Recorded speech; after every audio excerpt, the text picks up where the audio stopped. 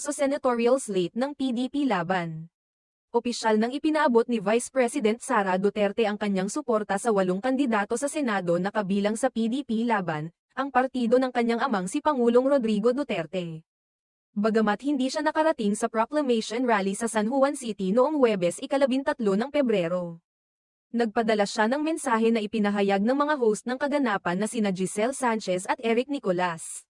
Sa mensaheng ipinaabot ni VP Sara, sinabi niyang, "Kaysa ng ating mga kababayang patuloy na naghahangad ng isang magandang kinabukasan. Ipinapaabot ko ang aking pasasalamat sa inyong pagpupunyaging magbigay daan sa isang tunay at makabuluhang pagbabago."